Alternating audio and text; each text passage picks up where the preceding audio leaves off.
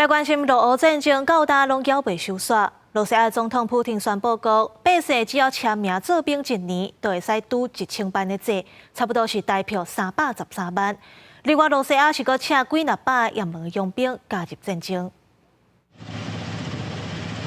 罗西亚和乌克兰前线的战事紧张。北约表示，自从2022年2月开战以来，罗西亚军伤亡已经超过60万人。英国国防部指出，罗西亚军伫10月平均每天有超过1500名阿兵哥伤亡。为着补充前线的兵，罗西亚总统普廷搁再出招，宣布只要签1年的兵，就当抵消1000万卢布，大约是新台票313万的债。进前阁强调讲会继续测试号名做金箍手上新型极音速的中程弹道飞弹。 Добавлю, что противодействия такой ракете, средств ее перехвата на сегодняшний день в мире нет, не существует.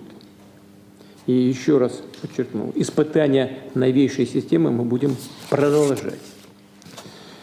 Необходимо наладить серийное производство. Будем считать, что решение по серийному производству этой системы принято. 罗西亚和乌克兰的战争已经要3年，罗西亚积极招人，伫北韩派兵协助了后，罗西亚即马阁透过神秘的卖人口网络，招募数百名也门的佣兵投入战场。乌克兰总统泽伦斯基表示，普廷的目标伫明年1月20进前，甲乌克兰军赶出库苏克地区，而且罗西亚的空袭已经造成乌克兰港口严重损失。Від липня минулого року по цей місяць 321 об'єкт інфраструктури наших портів був пошкоджений ударами російських ракет та іранських дронів. 泽伦斯基强调讲，受损的拢是其他国家的船，毋是乌克兰的，因为乌克兰是全球主要小麦甲环贝生产国，粮食安全透过港口输出真做重要的问题。美国总统当选人川普新政府的准国安顾问瓦尔兹24受访的时呼吁罗西亚甲乌克兰停止升级战争，而且爱双方紧谈判。President Trump has been very clear about the need to end this conflict.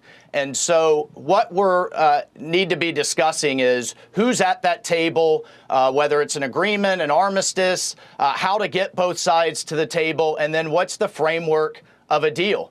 美国陆军特种部队上校退役的瓦尔兹是出名的外交政策鹰派人士，过去对罗西亚采取批判的立场，也甲川普同款反对增援乌克兰。瓦尔兹已经和拜登总统的国安顾问苏利文见面，也警告外国对手，莫抓准会当伫川普上任进前这几个月占着便宜。公司新闻电为人编译。